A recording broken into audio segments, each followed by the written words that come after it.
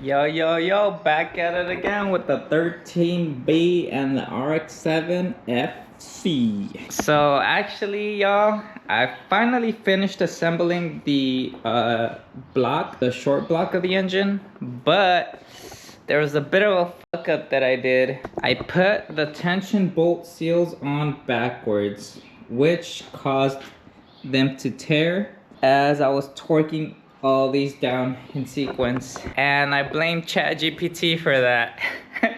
Cause when I was installing these tension bolts, I was looking at the manual and I was trying to figure out which direction the tension bolt seal goes.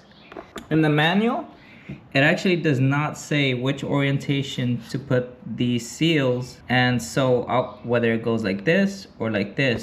So I was unsure, but I had a feeling that it was supposed to go like this with the lip facing the block, but I was unsure. So I was trying to search the answer and I could not find it online.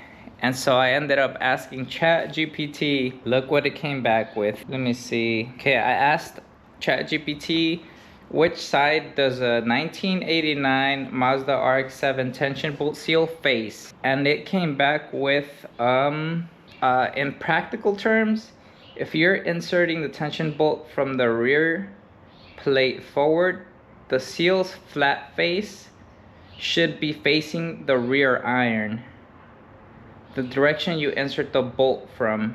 So it says the flat face should be facing the rear iron. So I imagined that the flat part of the washer,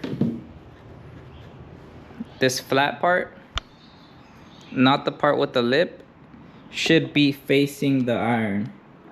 So I was unsure if that's exactly what it meant. So I said, my seal has a lip. Which way does the lip face? Towards the engine or away from the engine? And then it said this. If your tension bolt seal has a lip, you're likely referring to the factory style Mazda tension bolt grommet seal with a molded ridge or flange lip, which is what I have. And it said the lip faces outward away from the engine. Damn, so I was like, okay, cool, I got the answer. So the lip supposedly, according to ChatGPT, faces outward away from the engine. So that's what I did. I put the bolt like that, all of them. I put some oil on them, because you're supposed to as you're torquing it down. And on the first torque sequence, it was okay. But on the second, I started to hear tears, and I was like, it has to be backwards. But since I already had put RTV and I had sealed everything, you can kind of see the RTV oozing out. I was like, well, I can't relieve tension now because the coolant seals are now crushed and everything is getting crushed to seal up. So I just finished the torque sequence and then I let it sit overnight. And when I let it sit overnight, the next morning I found these, the rubber had ripped off. I guess it sprung off overnight. So now I decided to order new tension bolt seals, and what I'm gonna try is, since everything is all sealed and everything, I don't want to have to remove the rear plate and remove the O-rings that sandwich the housing and the plate together. So what, because that's a bit involved, and if I end up doing that, I might have to, it might break the seal between the other plates. So what I'm gonna do is I'm just gonna remove an individual tension bolt, boom, put a new seal on, and then boom, put it back and torque it down. And then same again, I'll go to 1, and then I'll do 2, 3, same thing. So I'll only loosen 1 at a time. And then once that is done, then that's it with the short block. I'll crank it, I'll rotate it, and see if I get compression out of it. So let's do that now.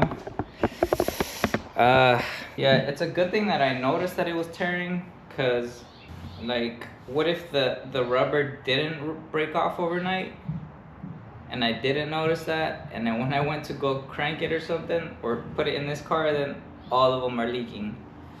That would have been a bitch. All right, y'all, here we go.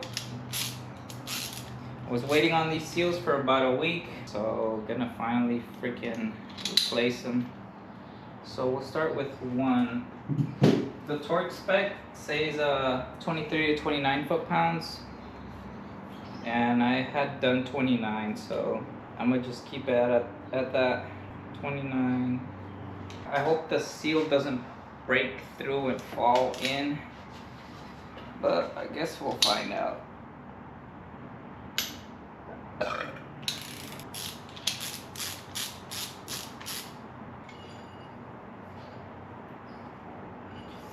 Look, y'all, so this is how the seal ended up ripping.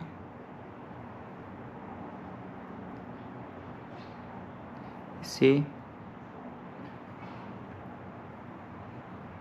And I don't want to spend too much time leaving this without a bolt, but I want to show you guys. Nah, fuck it. I'm just gonna clean the surface real quick, remove that seal, the fucked up one. Put a little bit of lube on the thread, grab the new seal, put a little bit of oil on it.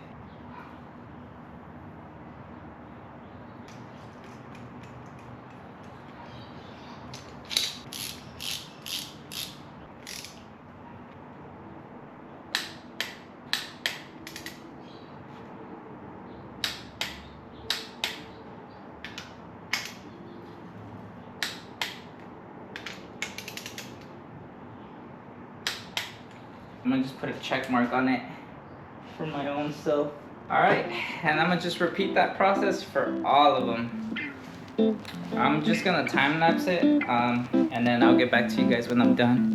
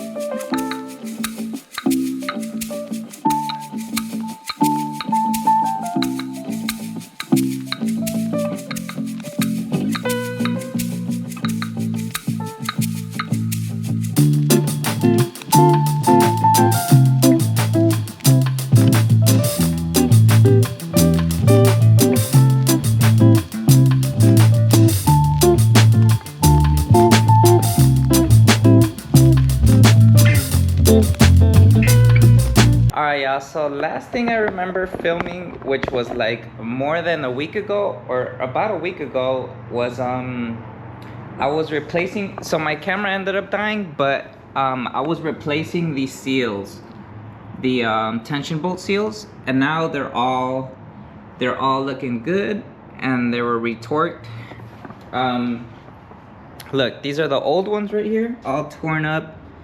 Cause I ended up putting them backwards. ChatGPT directed me to put them on backwards, but then I asked ChatGPT if it's sure, and it turned out it self-corrected itself, and it wasn't sure about that. And so yeah, I kind of screwed myself over a little bit, but it's okay. It's all good now. Luckily, I didn't have to disassemble the whole thing, so I ended up ordering a hub bolt. And now, I already checked it last night, but I'll show you guys now that we have compression on this mama jama. So now I'm gonna check a couple things. One of them is I'm gonna rotate the engine and show you guys that there's compression actually coming out. And another thing is I'm gonna put air pressure on the coolant ports to make sure there's no coolant leaks on the O-rings or any of that. I ended up getting these plugs here just so I can plug up my coolant ports. For example, here's one. This is one of the coolant hose, and then here's another that I put on. I'm gonna put a hose clamp on that and seal it good, but I'll show you guys that when I get to that point of it. So for now, check it out.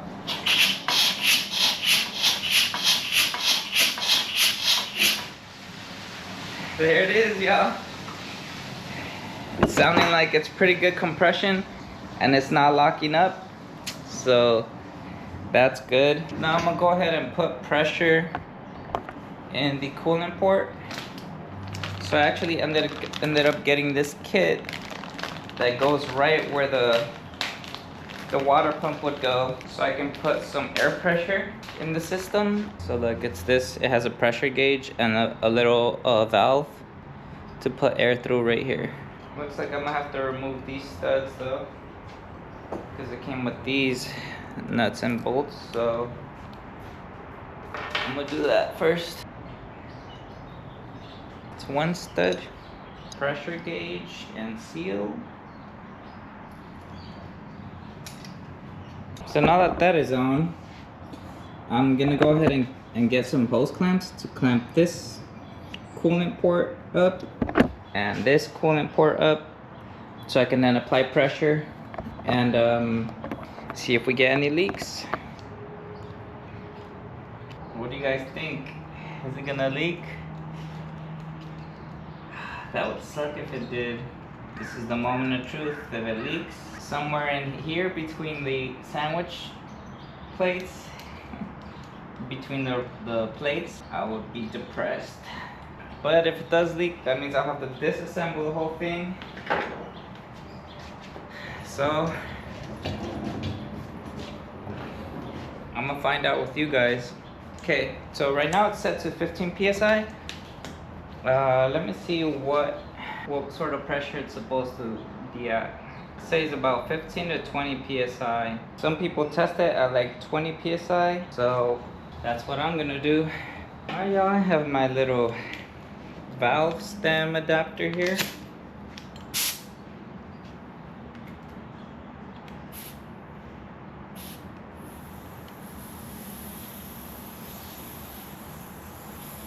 Okay, so it's already leaking from this one. From that hose clamp that I just put on. So let me tighten that better. Instead of a screwdriver, I'm gonna use a 1/4-inch socket. A 1/4-inch drive to be able to crank on it just a little more.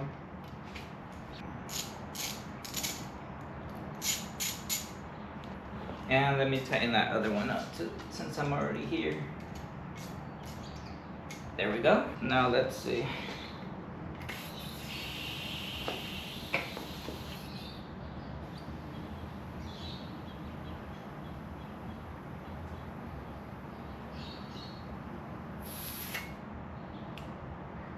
I'm gonna go up to 20 psi. Alright, y'all, look. I put it to 20 psi. You guys can see right there, and so far it's holding steady. So let me see, I'm just gonna spray this thing down and see if I find any leaks.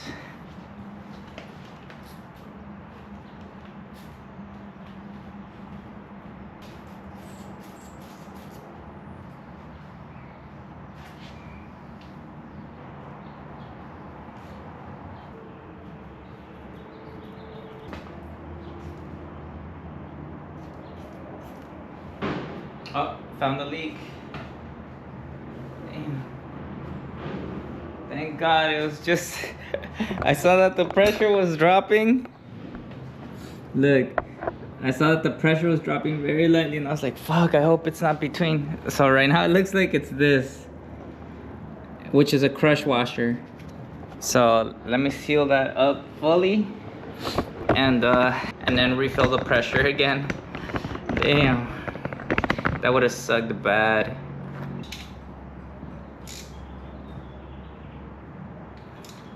Now that that's cranked down, let me refill this thing up back to 20.